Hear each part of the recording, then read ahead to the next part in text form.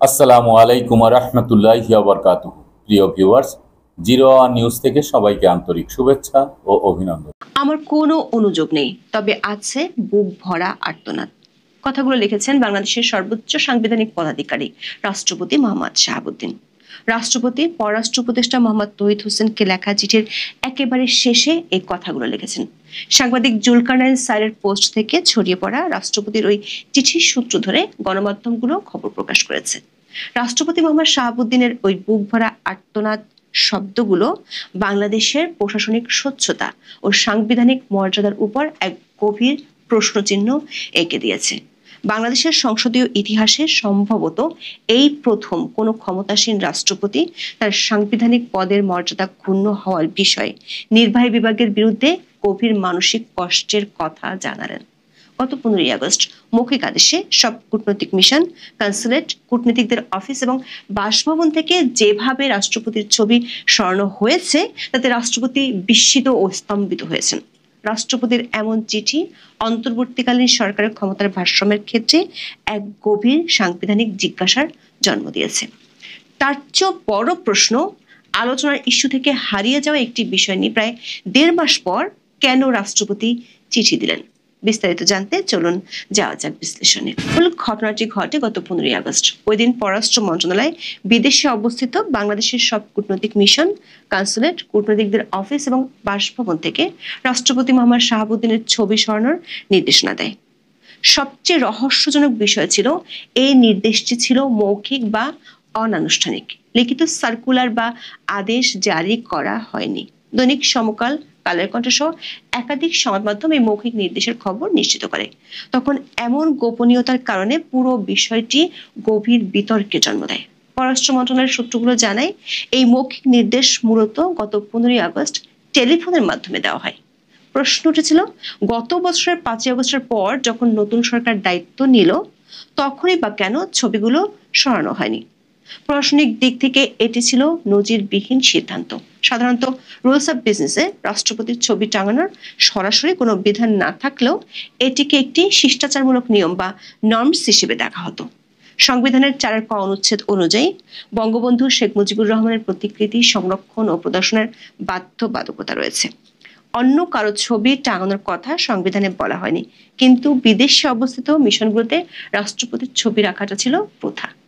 এই বিতর্কের সময় অধিকাংশ মিশন জিরো পোর্ট্রেট নীতি অনুসরণ করছে বলে জানা যায়। কিন্তু এই নীতি যদি সত্যি হতো তবে কেন পররাষ্ট্র মন্ত্রণালয়ের ক্যাফেতে তখনও রাষ্ট্রপতির ছবি ছিল? এই বৈপরীত্য পুরো ঘটনাটিকে আরো রহস্যময় করে তুলেছিল। বাংলাদেশের সংবিধান অনুযায়ী রাষ্ট্রপতির পদটি দেশের সর্বোচ্চ পদমর্যাদার হলেও প্রায়োগিক দিক থেকে এই পদটাকে আলংকারিক ধরা হয়। বিশেষ করে রাষ্ট্রপতির ক্ষমতা প্রধানমন্ত্রীর বিপরীতে যে একেবারে কম, সেটা নিয়ে বহু আলোচনা আছে। আলংকারিক বলেই হয়তো রাষ্ট্রপতির ছবি সরানোর ইস্যুটি খুব তাড়াতাড়ি লোকচক্ষুর আড়ালে চলে গিয়েছিল। কিন্তু সেই ইস্যুতে প্রায় 1.5 মাস পর চিঠি দিলেন খোদ রাষ্ট্রপতি নিজেই। চিঠিটি লিখেছেন পররাষ্ট্র উপদেষ্টা মোহাম্মদ তৌহিদ হোসেন। সাংবাদিক জুলকারনাইন স্যার চিঠিটি নিজের ভেরিফাইড ফেসবুক পেজে পোস্ট করে বলেছেন, এর সত্যতা নিশ্চিত করা গেলেও পররাষ্ট্র উপদেষ্টা এই চিঠি হাতে পেয়েছেন কিনা তা তিনি নিশ্চিত হতে পারেননি। দর্শক, গত জানুয়ারির শেষ দিকে রাষ্ট্রপতির প্রেসিং বাতিল করেছে সরকার। 29 জানুয়ারির পর থেকে রাষ্ট্রপতির কোনো বাণী ও ছবি রাষ্ট্রপতির দপ্তরের ওয়েবসাইটে আপলোড করা হয় না। রাষ্ট্রপতি তার চিঠিতে লিখেছেন, তিনি সরকারের জিরো পোর্ট্রেট নীতির প্রতি পূর্ণ সমর্থন জানান। তিনি এও স্পষ্ট করেছেন, তিনি আবদার করেননি যেন তার ছবিকে দায় মুক্তি দেওয়া হোক। তাহলে কোথায় তার অনুযোগ? তার মূল অভিযোগ ছবি অপসারণের ক্ষেত্রে নেয়া দৃষ্টিকটু উদ্যোগ। রাষ্ট্রপতির মূল উদ্বেগ হলো তার পদের মর্যাদা রক্ষা নিয়ে। তিনি প্রশ্ন তুলেছেন, রাষ্ট্রপতির আসনে আসীন এবং দায়িত্ব পালনরত দেশের রাষ্ট্রপতি যেন অপদস্থ না হন, সেজন্য কি কৌশলী পদক্ষেপ নেওয়া যেত না? সবচেয়ে মারাত্মক অভিযোগটি হলো, রাষ্ট্রপতি মনে করছেন এক রাতের মধ্যে প্রতিযোগিতামূলকভাবে ছবিটি অপসারিত হয়ে শুধু গণমাধ্যমের উপজীব্য নয়, বরং সামাজিক যোগাযোগের মাধ্যমে বিশ্বব্যাপী তার সম্মান বুলণ্ডিত হয়েছে। তিনি ব্যক্তিগতভাবে নিজেকে মুক্তিযুদ্ধে অবদান রাখা একজন সচেতন নাগরিক ও বীর মুক্তিযোদ্ধা হিসেবে অপমানিত বোধ করার কথাও উল্লেখ করেছেন চিঠিতে। চিঠিতে পরিষ্কার তার ক্ষোভ নীতির বিরুদ্ধে নয়, বরং বাস্তবায়ন কৌশলের অভাব নিয়ে, যা আন্তর্জাতিক অঙ্গনে দেশের সাংবিধানিক প্রধানের সম্মানহানি ঘটিয়েছে বলে তিনি মনে করেন। রাষ্ট্রপতির চিঠি থেকে বোঝা যাচ্ছে এটা কেবল ব্যক্তির অপমান নয়, বরং সাংবিধানিক প্রতিষ্ঠানের মর্যাদার উপর আঘাত হিসেবেই তিনি দেখছেন। রাষ্ট্রপতি শাহাবুদ্দিন তার চিঠিতে নিজের সাংবিধানিক প্রয়োজনীয়তা এবং সরকারের প্রতি তার অপরিহার্য সহযোগিতা প্রতিষ্ঠার উপর জোর দেন। এই অংশটি চিঠির একটি গুরুত্বপূর্ণ রাজনৈতিক ও আইনি দিক। তিনি দাবি করেছেন, রাষ্ট্রপতি হিসেবে সাংবিধানিক দায়িত্ব নিষ্ঠার সঙ্গে পালন করে যাচ্ছেন এবং সরকারকে সর্বাত্মক সহযোগিতা করছেন। এমনকি স্মরণ করিয়ে দিয়েছেন, স্বাধীনতার পর হতে অদ্যাবধি যা হয় নাই তাই তিনি করছেন। উদাহরণ হিসেবে তিনি প্রায় অর্ধ শতাধিক অধ্যাদেশ জারি করে সরকারকে আইনগত পূর্ণ সহযোগিতা দেওয়ার কথা উল্লেখ করেছেন, যার বলে আইনগতভাবে অধ্যাপক ইউনূসের অন্তর্বর্তী সরকার শক্ত অবস্থানে আছে। সাথে লিখেছেন, গত বছর 5 থেকে 8 আগস্ট পর্যন্ত দেশের সংকটকালে তার কাজ ছিল বিশেষভাবে উল্লেখযোগ্য। দর্শক, সাবেক প্রধানমন্ত্রী শেখ হাসিনার পদত্যাগপত্র না থাকা সত্ত্বেও রাষ্ট্রপতি সংবিধানের 106 অনুচ্ছেদ বলে আদালতের পরামর্শ নিয়ে অন্তর্বর্তী সরকার গঠন করেছিলেন। এত কিছু করার পরও কেন তাকে এভাবে অপমান করা হলো সে প্রশ্ন তুলেছেন রাষ্ট্রপতি। চিঠির শেষে রাষ্ট্রপতি লেখেন, এতে কোনো আনুষ্ঠানিক অনুযোগ নেই, বরং আর্তনাদ আছে। দর্শক, আপাত দৃষ্টিতে এই লাইনটি আবেগময় মনে হলেও প্রশাসনিক দিক থেকে তাৎপর্য কিন্তু অনেক। কারণ সংবিধানের 48(3) অনুচ্ছেদ অনুযায়ী প্রধানমন্ত্রী বা প্রধান উপদেষ্টা নিয়োগ ও প্রধান বিচারপতি নিয়োগ ছাড়া রাষ্ট্রপতিকে সকল দায়িত্ব পালনে প্রধানমন্ত্রীর পরামর্শ অনুযায়ী কাজ করতে হয়। প্রোটোকল লঙ্ঘন নিয়ে আনুষ্ঠানিক অনুযোগ করলে তা নির্বাহী বিভাগের সিদ্ধান্তে হস্তক্ষেপ হিসেবে বিবেচিত হতে পারত, যা সংবিধানের সঙ্গে সাংঘর্ষিক হতো। আর্তনাদ প্রকাশ করার মাধ্যমে তিনি সাংবিধানিক সীমারেখা অক্ষুণ্ণ রাখলেন, কিন্তু একই সাথে রাষ্ট্রের সর্বোচ্চ প্রতিষ্ঠান হিসেবে তার মর্যাদাকে আঘাত করার প্রতিবাদ রাজনৈতিকভাবে লিপিবদ্ধ করলেন। সংবিধানের 48(2) অনুচ্ছেদ অনুযায়ী রাষ্ট্রপ্রধান রূপে রাষ্ট্রপতি রাষ্ট্রের অন্য সকল ব্যক্তির ঊর্ধ্বে স্থান লাভ করবেন। এটি তার পদমর্যাদার সাংবিধানিক গ্যারান্টি। ছবি অপসারণের ক্ষেত্রে যে গুরুতর কূটনৈতিক অদূরদর্শিতা ছিল তা সরাসরি 48(3) অনুচ্ছেদ অনুযায়ী নিশ্চিতকৃত পদমর্যাদার প্রতি অবহেলা হয়েছে সেটি রাষ্ট্রপতি তুলে ধরেছেন। কিন্তু প্রশ্ন হলো, 15ই আগস্টের ঘটনা নিয়ে 28শে সেপ্টেম্বর কেন চিঠি দিলেন রাষ্ট্রপতি?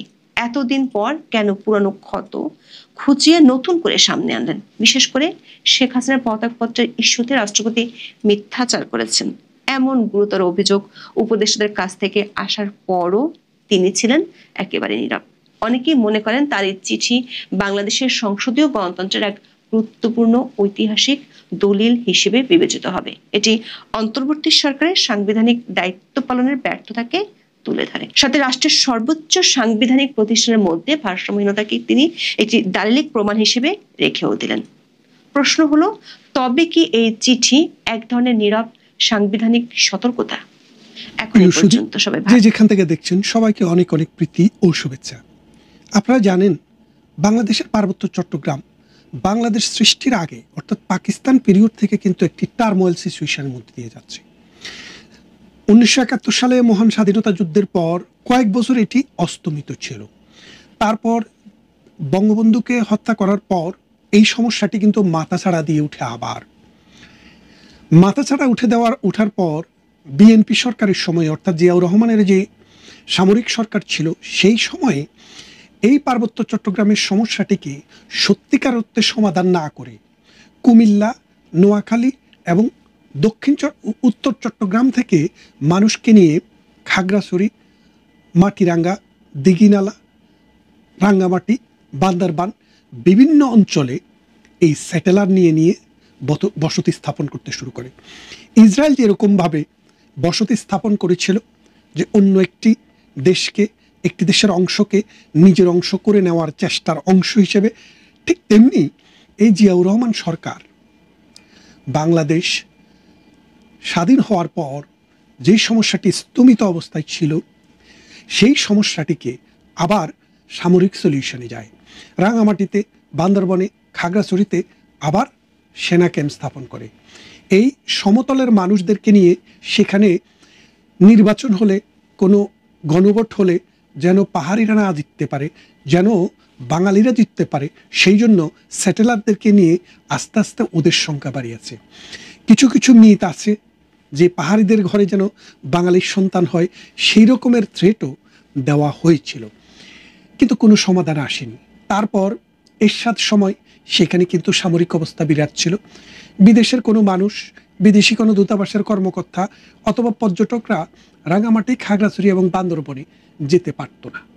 তারা শুধু চট্টগ্রাম ভ্রমণ করতে পারত, কিন্তু রাঙামাটি, খাগড়াছড়ি, বান্দরবন ভ্রমণ করা যেত না।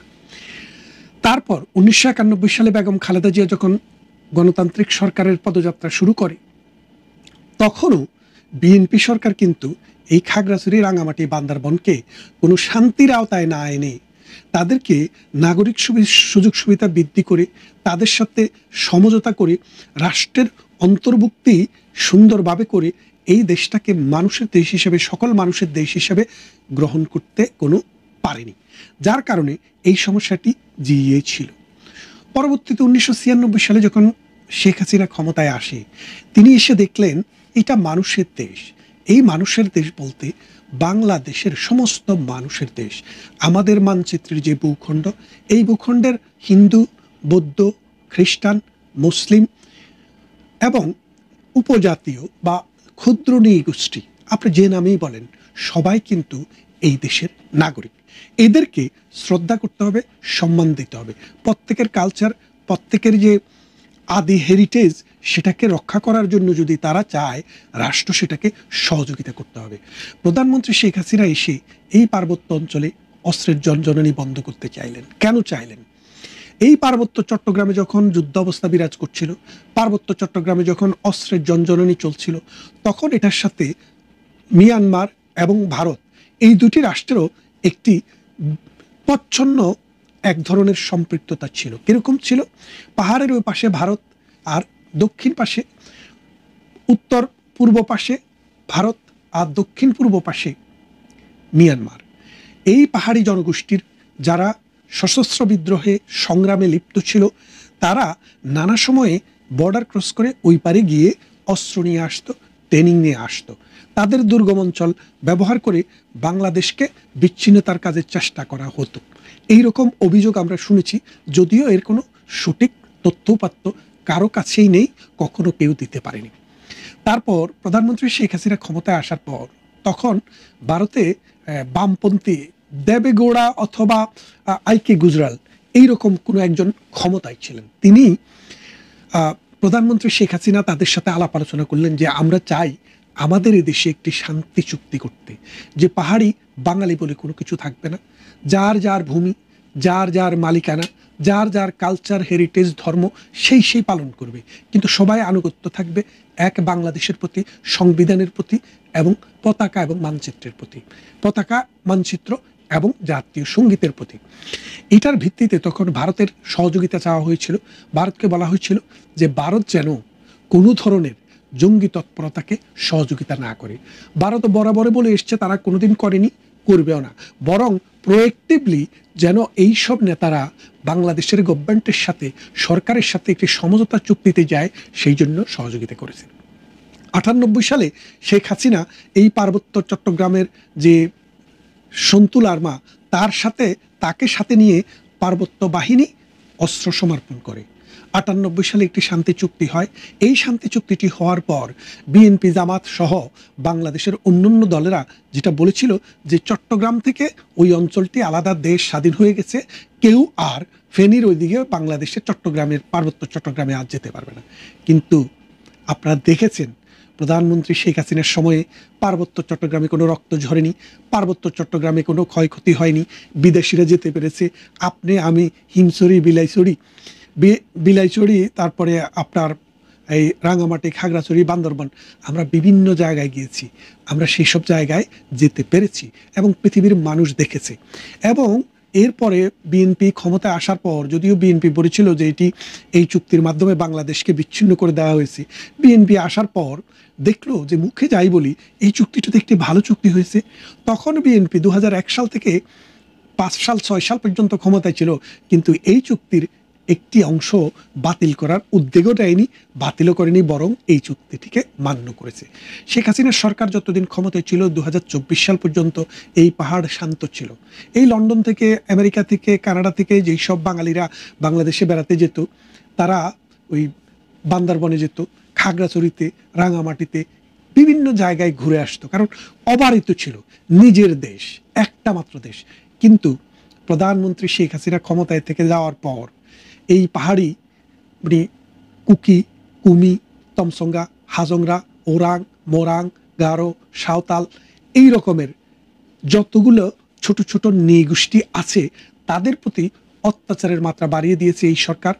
এই সরকার বলতে বিএনপির ওই লোকাল যেসব নেতাকর্মী আছে তারা, জামাতের লোকাল যারা চাষবাস করে খায় তারা, এবং ইনুস সরকারের প্রত্যক্ষ তত্ত্বাবধানে আমাদের আর্মির ভিতরে ইনুসপন্থী, জামাতপন্থী যেই সব অফিসাররা আছে তাদেরও ইন্ধন রয়েছে বলে আমরা শুনেছি। এর ফলে পাহাড়ে এখন রক্তক্ষরণ হচ্ছে, প্রতিদিন যুদ্ধ হচ্ছে, পাহাড়ে অশান্তি হচ্ছে। বলা হচ্ছে ভারত ইন্ধন দিচ্ছে, আবার বলা হচ্ছে শেখ হাসিনা ইন্ধন দিচ্ছে। শেখ হাসিনা ইন্ধন দিয়ে নিজেই থাকতে পারেননি, আর ওদেরকে ইন্ধন দিচ্ছে। এখন বিষয়টা হচ্ছে ভারত কেন ইন্ধন দিবে?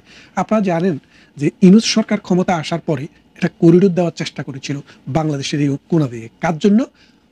ভারতের, বার্মার জন্য, অর্থাৎ মিয়ানমারে রাখাইন প্রদেশে যে গোষ্ঠী সরকারের সাথে কনফ্রন্টেশনে আছে, বেশিরভাগ অংশ তারা দখলে রেখেছে রাখাইন প্রদেশের। সেই রাখাইনদেরকে সহযোগিতা করার জন্য মানবিক করিডোরের নামে ডক্টর ইউনূস আমেরিকার সেনাবাহিনী এনে ওখানে অস্ত্র ঢুকাচ্ছে।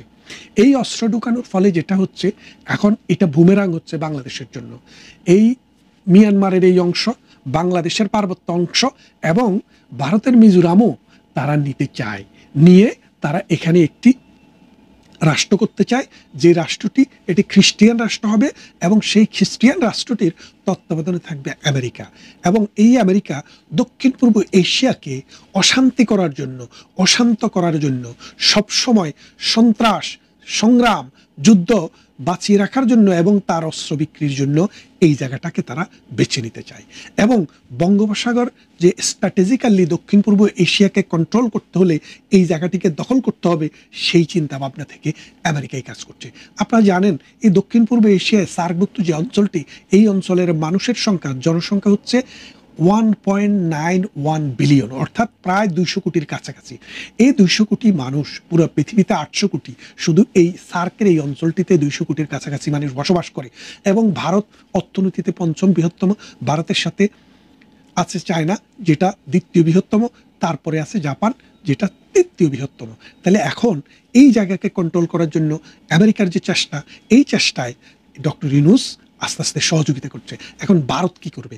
ভারত তার অখণ্ডতাকে ধরে রাখা, তার যে 7 সিস্টার্স আছে এগুলাতে অশান্তি বন্ধ করা, বিদ্রোহ দমন করা, কাকে দিয়ে দমন হবে, কিভাবে দমন হবে, ভারতকে তো সেই চিন্তা করতেই হবে। এখন যদি ভারত যদি সত্যিকার অর্থে যদি অ্যাক্টিভিজম দেখায়, তাহলে কিন্তু 2 দিনের ভিতরে ভারত কিন্তু খাগড়াছড়ি, বান্দরবন, রাঙ্গামাটি নিয়ে যেতে পারে।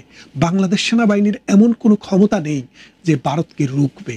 এখন ভারত যদি এই চিন্তা করে, এই চিন্তা ভাবনা করে যে বাংলাদেশে একটি সাম্প্রদায়িক শক্তি এখন ক্ষমতায় এসছে, ভারত বিরোধী একটি শক্তি ক্ষমতায় এসছে, সন্ত্রাসী একটি গোষ্ঠী ক্ষমতায় আসার দ্বার প্রান্তে, সুতরাং এই বাংলাদেশকে এখন আর বিশ্বাস করা যায় না।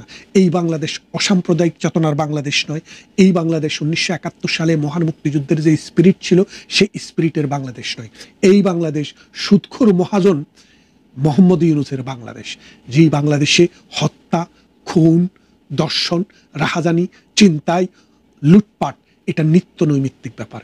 বাংলাদেশ এখন মবের দেশে পরিণত হয়েছে। সেই অবস্থায় প্রতিবেশীরা আমাদেরকে কিভাবে বিশ্বাস করবে? পাকিস্তান প্রতিদিন অস্ত্র পাঠাচ্ছে বাংলাদেশে, আমেরিকাতে গিয়েও পাকিস্তানের সাথে বৈঠক, বাংলাদেশেও পাকিস্তানের বৈঠক, আবার বাংলাদেশের পররাষ্ট্র সচিবকে পাকিস্তানে পাঠিয়েও বৈঠক। পাকিস্তানের সাথে কোনো আমাদের ব্যবসা নেই, দেন নাই, দরবার নেই, তাহলে পাকিস্তানে কেন এত যাওয়া আসা, এত হুলস্থুল? এর মূল কারণটা হচ্ছে ভারতকে কোণঠাসা করা। আর ভারত কি নিজে কোণঠাসা হবে, নাকি যে জায়গায় দিয়ে আপনি কোণঠাসা করতে চান সেই জায়গাটি নিজেদের অধিকারে নিয়ে নিবে? সেটা কিন্তু দেখবার বিষয়, ভাববার বিষয়। আমরা চাই আমাদের এই বাংলাদেশ 1,47,000 বর্গ কিলোমিটার জায়গা আমাদের স্বাধীন বাংলাদেশ, আমাদের পতাকার বাংলাদেশ, আমাদের মানচিত্রের বাংলাদেশ, আমাদের মানুষের বাংলাদেশ, 30 লক্ষ শহীদের রক্তের বিনিময়ে কেনা বাংলাদেশ, 2.5 লক্ষ নারীর ইজ্জতের বিনিময়ে কেনা বাংলাদেশ, 1 কোটি মানুষের রাষ্ট্র থেকে বৃতায়িত হয়ে নিজের ভূখণ্ড থেকে উদ্বাস্তু শিবিরে বসবাস করা বাংলাদেশ। সেই বাংলাদেশকে আমরা কারো হাতে দিতে চাই না, কিন্তু আমরা চাই এই বাংলাদেশের সমস্যা ইনুস যেন না বাড়ায়। ইনুস যদি এই সমস্যা বাড়ায় তাহলে ইনুসের বিচার এই বাংলাদেশেই হবে। যদি মৃত্যু হয়, মরণোত্তরও আমরা সেই বিচার করব। আশা করি বুঝতে পারছেন। ভারতের সাথে এখনই আমাদের একটি ডায়ালগ দরকার, যে ডায়ালগের মূল কথা হচ্ছে আমরা ভারতকে শত্রু মনে করি না। ভারত আমাদের প্রতিবেশী রাষ্ট্র, আমাদের বন্ধু রাষ্ট্র। ভারতের মাধ্যমে আমরা আমাদের অর্থনীতিকে আরো উন্নত করতে চাই। 2টি রাষ্ট্রের সহ অবস্থান হবে সৌহার্দ্যের ভিত্তিতে, শান্তির ভিত্তিতে, বিশ্বাস, নীতি এবং নৈতিকতার ভিত্তিতে। তা না হলে বাংলাদেশ নামক এই রাষ্ট্রটি আগামী দিনগুলোতে কি পরিণতি ভোগ করবে সারা পৃথিবী দেখবে।